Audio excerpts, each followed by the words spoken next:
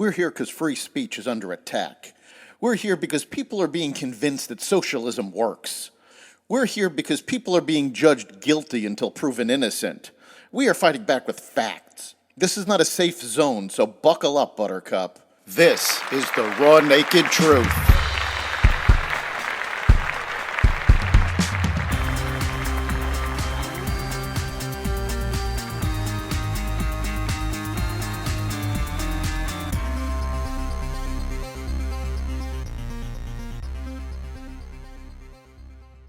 More indictments against Hunter Biden, the U.S. Embassy attacked, new job numbers, and more. Welcome to the Raw Naked Truth. I'm your host, Eric Lopkin, and here's the news you need to know. Special Counsel David Weiss on Thursday filed an indictment against Hunter Biden, accusing President Joe Biden's son of evading $1.4 million in federal taxes from 2016 through 2019. During that period, Hunter Biden earned more than $7 million, including payments for his work for energy companies in Ukraine and China. Prosecutors say he spent that money on an extravagant lifestyle instead of paying his taxes. He also faces gun charges filed in Delaware in September after a plea deal on both cases fell apart. Defense attorney Abby Lowell said Hunter Biden paid his tax bill 2 years ago and wouldn't have been charged if his last name was anything other than Biden. Thursday's development comes ahead of an expected vote from House Republican leaders next week on a measure that would formally initiate an impeachment inquiry into President Biden over possible ties to his son's business dealings.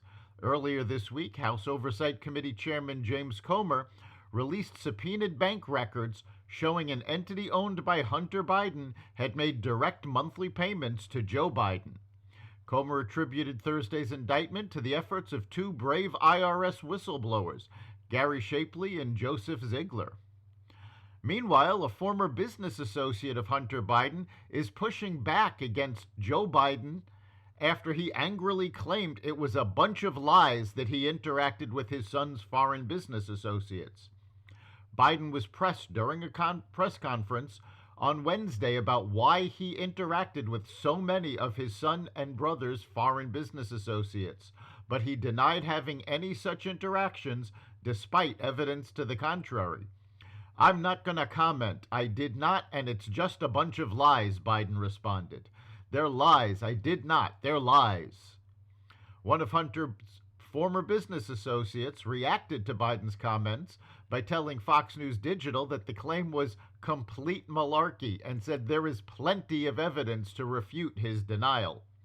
Hunter Biden's former friend and longtime business partner, Eric Schwein, visited the Obama White House and then Vice President Biden's residence dozens of times between 2009 and 2016.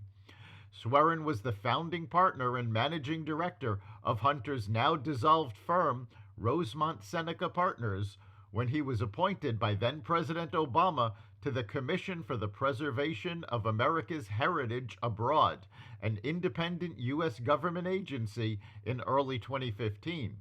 Obama reappointed him to the commission in January 2017. Hamas fired rockets from humanitarian zones where the Israeli military has directed people fleeing the fighting in southern Gaza. The allegation intensified fears that nowhere is safe for civilians in the Palestinian enclave, thanks to Hamas's tendency to use civilians as human shields.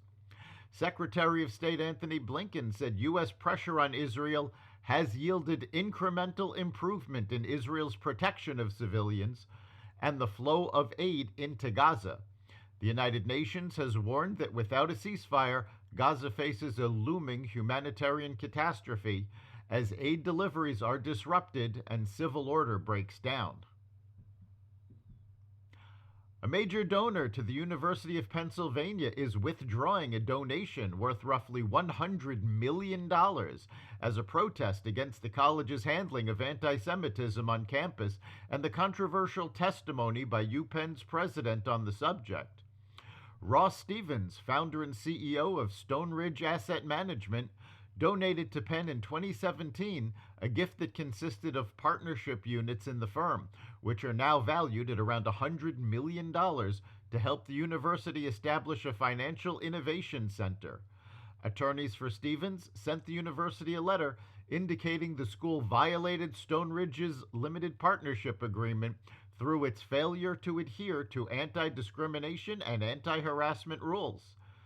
The news was first reported by Axios.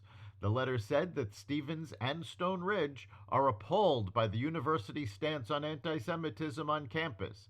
It added that Penn's permissive approach to hate speech, calling for violence against Jews and laissez-faire attitude towards harassment and discrimination against Jewish students, would violate any policy of rules that prohibit harassment and discrimination based on religion, including those of Stone Ridge.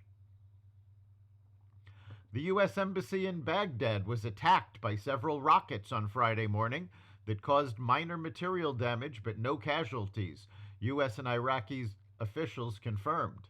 Explosions were heard near the embassy in the capital city of Iraq at approximately 4:15 a.m. on Friday. An embassy spokesperson then confirmed the U.S. Embassy was attacked by 2 salvos of rockets, adding, "Assessments are ongoing, but there are no reported casualties on the embassy compound." Friday's attack included 14 Katyusha rockets, some of which struck near one of the embassy's gates, while others fell in the river, according to an Iraqi security official. The attack was confirmed by a U.S. military official who said the multi-rocket attack was launched at U.S. and coalition forces in Baghdad's heavily fortified Green Zone, which houses Iraqi government buildings and embassies. California is facing a major budget crisis due to a severe revenue decline and a record $68 billion budget deficit, likely forcing Democrats running the state to cut spending as the mass exodus of people and businesses moving to Republican-run states continues. According to California's nonpartisan Legislative Analyst's Office, their report released Thursday said the state's budget deficit has grown exponentially in just a few months' time, up more than $54 billion from just $14.3 billion in June. The deficit is the largest the state has faced in terms of real dollars.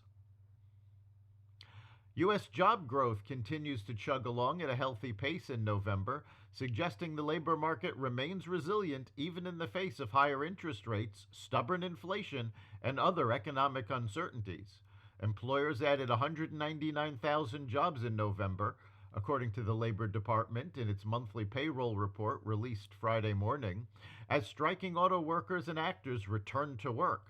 That was slightly above the 180,000 jobs forecast by economists. The unemployment rate unexpectedly fell to 3.7% after rising for 3 straight months, a drop that was driven by a sizable drop in the jobless rate for teenagers.